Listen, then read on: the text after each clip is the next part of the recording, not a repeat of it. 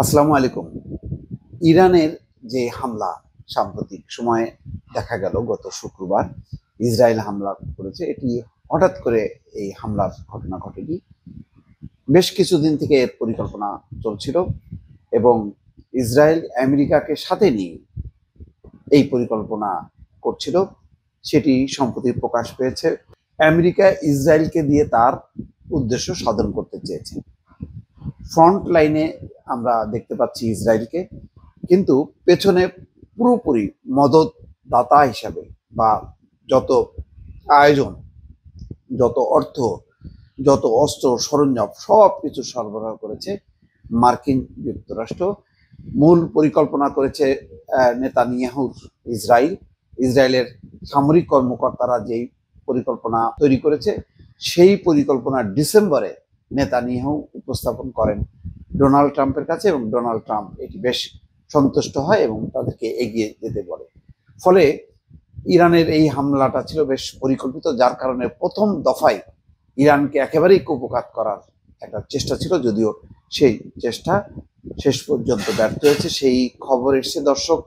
এর পাশাপাশি এখন যেই সংঘাতের তীব্রতা বাড়ছে এবং যুদ্ধ যে একটা লম্বা সময় পর্যন্ত হতে যাচ্ছে, সেই আভাস পেয়ে অনেকেই ইরান এবং ইসরায়েল থেকে তাদের নাগরিকদের সরিয়ে ফেলছে।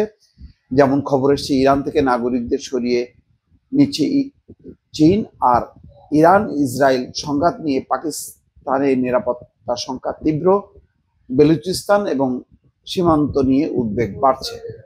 দর্শক, প্রথম খবরটা আমরা যদি দেখি, নিউ ইয়র্ক টাইমস প্রতিবেদনটা প্রকাশ করেছে।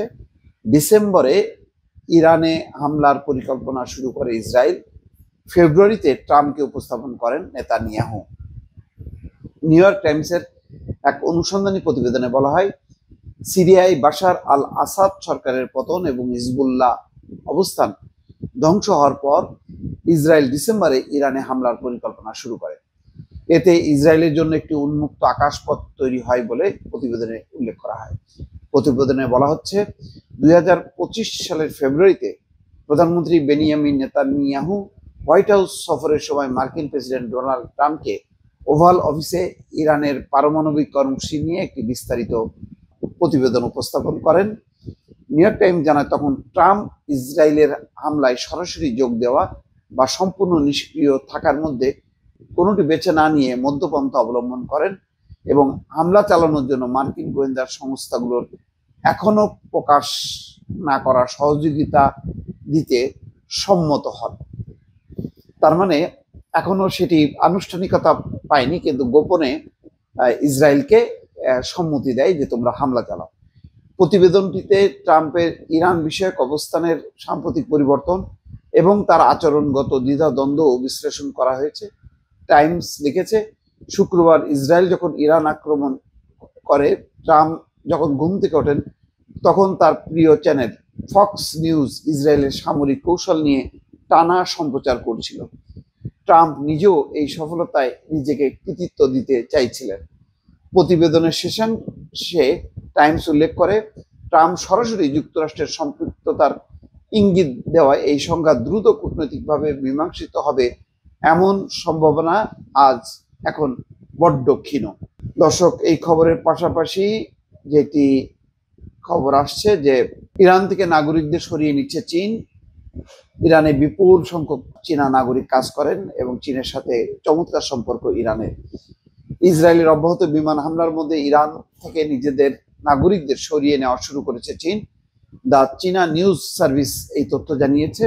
ওই রিপোর্টে উল্লেখ করা হয়, ইরান থেকে চীন তাদের নাগরিকদের প্রথম ব্যাচ সরিয়ে নিচ্ছে। রাষ্ট্র পরিচালিত সংস্থাটি জানায়, মঙ্গলবার তেহরান থেকে স্থলপথে তুর্কমেনিস্তানে চীনা নাগরিকরা রওনা হয়েছেন। এইদিকে যে খবর এসছে যে ইরান ইসরায়েল সংঘাত নিয়ে পাকিস্তানে নিরাপত্তা সংখ্যা তীব্র, বেলুচিস্তান এবং সীমান্ত নিয়ে উদ্বেগ বাড়ছে। সেখানে বলা হচ্ছে, 2024 সালের জানুয়ারিতে পাকিস্তান ও ইরান সীমান্তে একে অপরের ভূখণ্ডে ক্ষেপণাস্ত্র হামলা চালিয়ে সামরিক উত্তেজনার সূচনা করেছিল।